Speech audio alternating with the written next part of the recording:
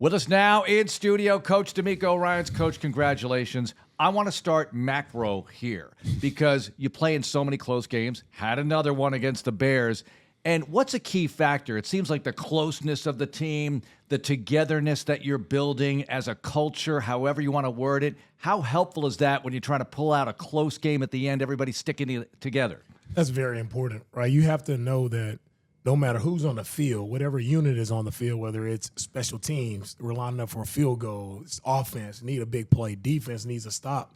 When you're on that sideline, you feel like whatever the moment is, however big the moment is, like that unit is going to step up and make the play that we need to be made to help us win the game. Coach, I want to ask you this, and I'll make sure I ask this in the right way, because you guys play with an edge. There's a fine line with playing with an edge and kind of going over the line to make sure you don't have 15-yard penalties and things like that. But where is that kind of fine line? Because I love watching us play because it feels like, yeah, we're the bully. We've got the edge on our team. But where's that kind of fine line where you don't kind of cross it and have 15-yard penalties and such? Yeah, I mean, we want to be the most physical team when we step on the field. Yeah. Each and every game, we're going to be the most physical team. Now, with that, everything is within the rules. Everything is within the field of play. Like, we want to make sure we're legal with everything that we're doing. Like, where we got out of line with the penalty with Nico, like, we just have to allow them to get the penalty. Right. We don't need to be the second, because there's always going to be the second guy who gets seen, right? So Nico's there, guy pokes him in the eye or pushes him, and Nico retaliates, but we can't do it that way, right? Just be the bigger man, take it, and let's try to get them to, draw the penalty. And the same with, the scuffle on the sideline with Aziz. He knows it, right? He just have to be smart. We can't throw a punch. And that's one thing that happened. Like, even when we're out at practice and training camp, when things get heated and they're hot and guys are going to get into scuffles a little bit in training camp, the one thing I always mention to guys is if you throw a punch, you're out, right? So you just have to understand we can't do those type of things. All right, what about the defense swarming? That looked like swarm to all of us, and it looked like they were enjoying themselves going after the quarterback, going after the running game. Yeah, that was the definition of swarm, right? When I envisioned it and envisioned how we play and our style of play, from our defense, I mean, the way our D-line was just pretty much harassing the quarterback. Like, every time he stepped back in the pocket, it was multiple people on him, and he was not comfortable in the pocket at all. So seeing him be uncomfortable, seeing it not just be one guy, but it was 4 or 5 guys around him every time he dropped back. And also just seeing our guys when they tried to run the ball on the perimeter, whether it was screens or outside zone plays, like seeing how many guys showed up, how physical we were playing on the edge, like that effort that our guys showed, that's what swarming looks like. Coach, I think, was it 9 guys had multiple pressures during a game. So I ask you this, is it, as you're calling the defense, are you thinking about trying to free up maybe your guy, like a particular guy? Okay, this guy's hot, like we got to maybe scheme him up, or we got to make sure we get him free, get him the matchup he wants. Or, okay, this offensive lineman is struggling, we want to attack him, or we want to attack that side? Or is it a combination of both? Yeah, that's a great question. Going into a game, sometimes you always to see the tackles first, right? And can your ends, or do you feel good about your ends winning the one-on-ones on their tackles? So we really feel good about Daniil, right, on their right tackle, and he won a lot of those matchups, was really good. And then on the other side, or sometimes with different looks and schemes, sometimes you want to get, an end, let's say, instead of being outside, you want to see if we can get a stunt where he can get inside on a guard or a center. And this particular matchup this past week, we wanted to attack the middle of the pocket. We wanted to attack their center and put him in some stressful situations. And that's what you saw, as many different guys, whether it's our D tackles or our ends, like seeing them apply pressure up the middle where we saw a vulnerable spot with their center position. That's where we wanted to attack. What are you seeing from Henry in year 2, Coach, the growth of his play?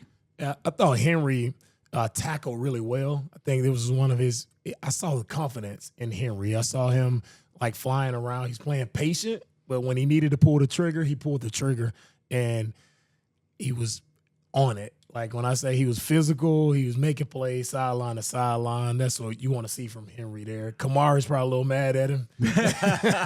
Negated Kamari's interception there. Didn't have to. Got a little tug on the tight end there, but Henry had a really nice game. And just to see the look in his eye, he was confident. He was feeling it. Coach, Kamari makes that catch over his shoulder. Then the interception that does count, he goes up and snatches one out of the air. And I talked about it with you yesterday a little bit about Sting. Those two seem to have tremendous ball skills. So in Kamari and looking at young corners, where does ball skills kind of rank within the things that you want to see or have to see out of a corner? Like, I mean, you want to see all the feet and all that, but where's it where, oh, this guy knows how to play the ball and actually catch the ball? Where does that actually rank kind of in your rankings of where you look for a corner? Yeah, as I'm looking at corners, like, when a guy, first of all, you want to see if a guy is sticky in coverage. Right. And a guy is sticky, okay, he's in position. Now, can we help him, right, to go make a play on the ball? Like, that's one thing to think about. Yeah. But when you see a guy who can go up and take the ball, like, sometimes you can't teach it. Right. Or you can't teach the ball. Guys who have that confidence when the ball is in the air and they don't worry about the receiver, but they're going to play the ball. That's a skill set that some guys have and some guys don't have it. So when I'm looking at corners, I really try to look at their background and study guys and see, okay, who as a corner possibly play a receiver right. in high school. Those guys do a really nice job of just being able naturally going and tracking the football when it's up in the air. If guys haven't played a receiver, they've been DBs all their life. Probably don't have really good hands and probably don't do a good job of tracking the football. And like you said with Kalen, he played baseball. He played center field, so tracking the ball from there is pretty good. Yeah, it definitely shows with Kalen. The center field, we put him back in the post, and he does a really great job of just playing with great depth and really playing, as we say, red line to red line. Yep. What's it going to take to run the ball the way you want to consistently, Coach? Because I know you had it in week 1, week 2, not as good, but it's all part of the offense, which did function well enough for you to win. But what about that phase? And with the run game, I think it starts just our mentality of really attacking the line of scrimmage, right? Too many times this past game, I felt like we were a little stagnant. They had some stunts and some little pressures from the outside that kind of got us, and they created penetration in our running game, and we weren't able to get going. When we ran the ball well versus the Colts, we were flying off the ball, and we were playing on the opposite side of the line of scrimmage, creating running lanes, and we just have to get back to playing faster up front. Coach, since you've been here, what's the growth that you've seen in Nico Collins? Because last night we're just seeing it again, like he did it against the Colts. He did it last night against the Chicago Bears, but it's just different elements. He makes the one-handed catch on the sideline, shows the nimble getting the feet in, all that kind of stuff, and then you see the power and the touchdown run. What have you seen since you've gotten here in Nico Collins? Man, I've seen the confidence just go out of him. Like, he knows, like, that you can't cover me, like type mentality. And as a receiver, when you play that way, because Nico's a big receiver already, a lot of corners already smaller than him, so he plays big man ball out there, right? He is the baddest, the toughest guy. When he lines up, he knows it. The opposing corner knows it, and he goes and shows them, right, when the ball is snapped. And also the growth from him is in that moment, that critical moment when you need a play, like, hey, give the ball to me. Like, he's ready for that moment, and he executes in the moment. Nico doesn't talk a lot, doesn't say much, but, man, his play speaks loudly for him, right? And I love the way he even on his touchdown, the one thing that stuck out to me, I love how he finished it, just with that physical mindset. Like, that one, probably one of my favorite plays of the game, just seeing that swarm mentality from the offensive side. Yeah, he loves the weight room too. Yeah, he does, because in the mic'd up segment last week against the Colts, he said weight room after he made a play. And what about that part of it, though? Strength and conditioning is a huge part of this game, and winning does occur there in that prep. It definitely occurs there. Our strength and conditioning group, they've done a great job with our guys of training them the right way. And you can't, like, a lot of times guys – they hit it hard in the off season and it gets stronger and they're ready to go when the season starts. Well, how do you maintain that strength throughout the season, or how do you continue to add strength throughout the season? Our guys do a great job of training our guys, and when guys love their weight room like Nico, if you love it, you'll get better. Coach, one of the things that stood out, second play of the game last night, You think about Daniil's, stat line. I mean, his rushes were amazing. So were Will's. But I felt like you earn your pass rush opportunities, and he set the edge on that play against Jones and literally just rocked Jones, and then he makes the TFL. I don't want to say it's a little thing, but setting the edge against the run. But you think for those edge guys, it's all sexy stuff. It's rushing the quarterback doing that. But how cool is it to see your guys, Daniil and Will, especially set the edge in the run game, and how successful or how much has that led to the success of your run defense? It was really important to us because that was one thing we challenged Daniil on being better at, right? Being able to set the edge, and from our backside guys, seeing Will being able to close on the backside. So for us to be able to rush and, get after the quarterback, how we got after the quarterback, you have to stop the run. So to hold their running back, I think, to 14 carries for 18 yards, that was huge. And it started with Daniil and his mindset. It was a scheme run that they thought they can get outside on us, and now you stop one of their top runs. Okay, now the play caller is flipping the sheet. What do I go to next? Right? And so I'm very proud of the way the guys stopped the run, and we have to continue to stop the run every single week and force teams to drop back and pass the ball. Kahimi Fairbairn appreciation question coming up here, Coach, because my goodness, what a start for him. Amazing. And at the end of the half, you get backed up to make it a 59-yarder, and you probably felt like, hey, he's got this, pretty confident that he's going to make that one. What about the way he's playing? Can't say enough about Amy and the way he's playing. For a guy, the kicker, right, who's the most important guy, right, when you need him, right? You need points. Our offense drove down, got us in range, and, and Emi is just, he's confident. He's kicking it really well. And, for me, it gives me confidence, right, as a head coach, like, hey, we're in range. Let's go. Offense, hey, we're in range. Don't screw this up. Right. Don't go backwards. We're in range. When I say we're in range, I'm on the head side, like, we got points. Mm-hmm. So don't go back. And for me to be able to say that to our coach, and the offense feels that, and we can go out and operate that way, and that's very confident going into a game when your kicker is on. Coach, we've talked about this a lot, and as a coach, whenever you see growth and you see progress, you see guys just get better week after week after week, year after year after year, that's got to be such a rewarding feeling. Jaylen Petri last night maybe felt like the best game that I've seen him play in his 3 years here. He was active, but one of the things that I noticed was just tackling. His tackling was really good. His technique was good. You could see arms out, wrapping up, and those kind of things. What were your thoughts about the way Jaylen played last night, and what's he bringing to your defense, and what you can do with him? Yeah, Jaylen brings just that relentless energy, relentless mindset. It's so much that I can do with Jaylen, whether it's blitzing, covering. Like, I can put him in so many different spots, and I started to do a little bit more of that this past week. He's very smart, right? He can handle whatever I throw at him. I got you, coach. Like, he's ready to go. And he plays, once he lines up, he plays with his hair, like the definition of playing with your hair on fire. Watch Jaylen Petri play, right? That tackling, that's one thing Jaylen had to improve from his rookie year, even throughout last year, is just the tackling. Now you see him just not so much reaching or trying to arm tackle. He's tackling body on body, physical contact, tackling with his shoulders, pads, like, it was, some of the biggest hits I've seen that Jaylen Petri had. It was outstanding play by him. The energy that he provided to our entire team by the way he played was unreal. Yeah. So Lassiter, rookie, playing well. Stover doesn't play as much, but he played well too. Fourth down, confidence to go to him in that situation. What is it about the rookies that they have to learn very quickly, and the way your veterans are helping them assimilate and contribute immediately? Not all of them, but a lot of them. Right. I remember telling our rookies when they first came, it's not time for you to sit back and wait. I'm just going to watch the veterans and learn how. Like, no, we need you to make plays right now. We need you to show up and, like, help our team win games, right? And I think they all got that message, and to see Cade show up on 4th and 1 when we really need a big-time play. To get that play, it's Joe being able to cut the end and get that. CJ was able to get the ball off big time by Cade. But I love the next play by Cade. We do the reverse with Tank. Who's the lead blocker? It's Cade out as a lead blocker, leading Tank down the sideline. And Cade has done a great job. excited to see him get more opportunities and more reps because he's deserving it. Is James Casey a good comp?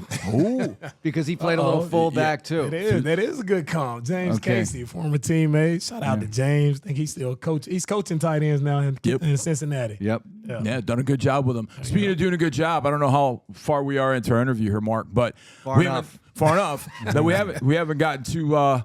We talked about our quarterback, C.J. Stroud. I think you know him. No turnovers. That's been fantastic. Throws another touchdown. I think he's 26-5 since he got into the league, which is pretty amazing. How have you seen him grow, Coach? And what have you seen kind of in the growth of the command of the offense, just leading the team and those kind of things from C.J. and his performance last night? Yeah, C.J., again, another great performance. I think for me, how I've seen him grow is really, I know in the pocket, when it's clean – and our O-line does a great job protecting. Like CJ, he's throwing dimes all over the field. I think where he's growing at is where when things do break down, you don't want it to break down, but it happens, right? Yep. Pressure or somebody misses up front. To see his escapability, right? See him get out of the pocket and be able to make plays off schedule, like that's where I see him taking his game to the next level. We don't want to live there, but when your quarterback is able to also escape the pocket and make plays and you got to deal with him in the pocket, he's not just a one-dimensional quarterback. So seeing his game just grow and evolve, it's been very fun to watch. Well, you look around the league, and it's something we can never take for granted that he's playing at that level, right? I'm thankful.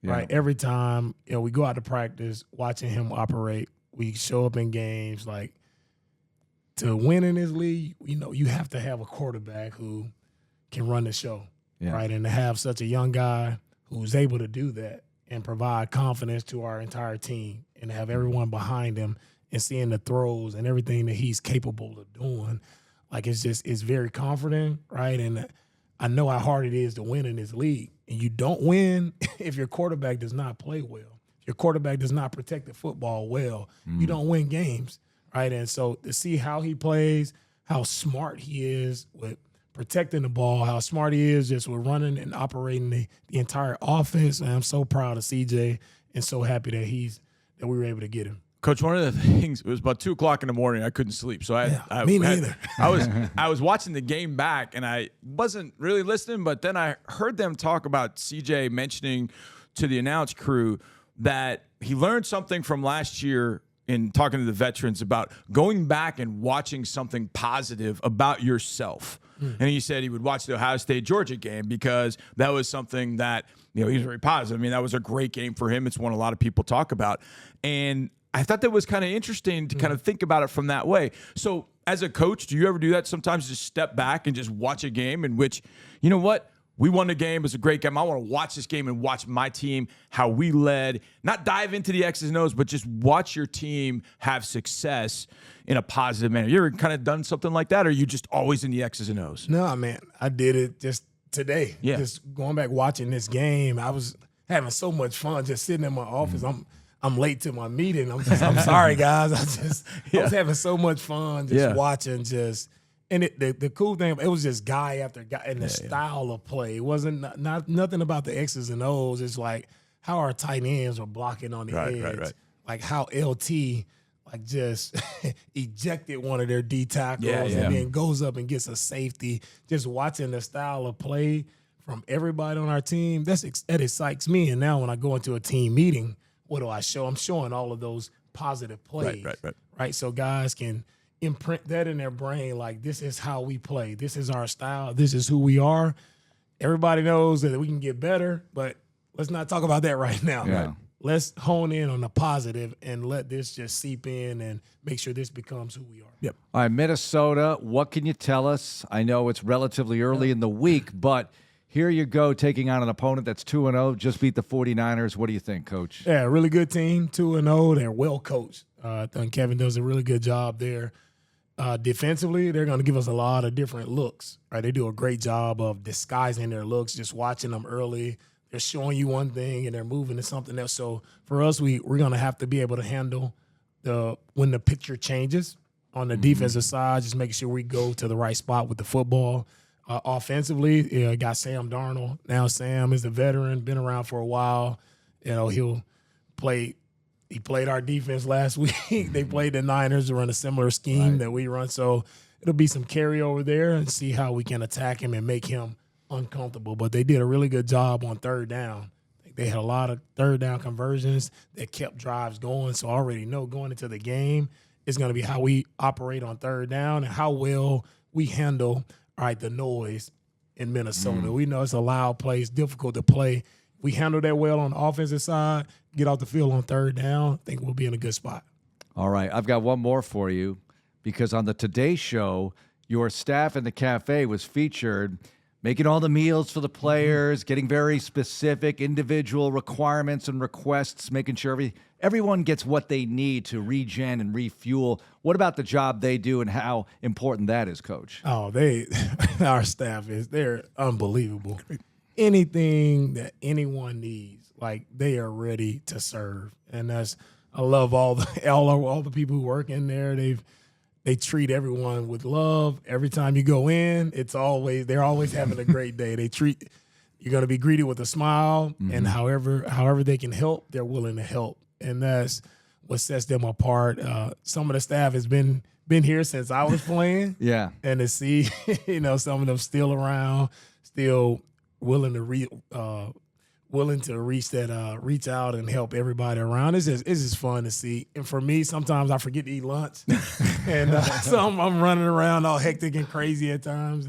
And I come in, and it's probably like 3:30, 4 o'clock, and they have a box for me. Like, Coach, we got lunch for you. So it's just nice. It's just unbelievable. I love everyone in our cafe. They do an unbelievable job. And a lot of the bonding happens in there too with the players, right? Not just the locker room, but in there too. Yeah, that's where you get it. Sitting down, eating a meal. That's where you get to know your teammates, right? And that's where a lot of conversations go. And it's not always about football, right? You get to spend time with guys talking about family and things off the field. So it's a very special place. A lot of special people in there.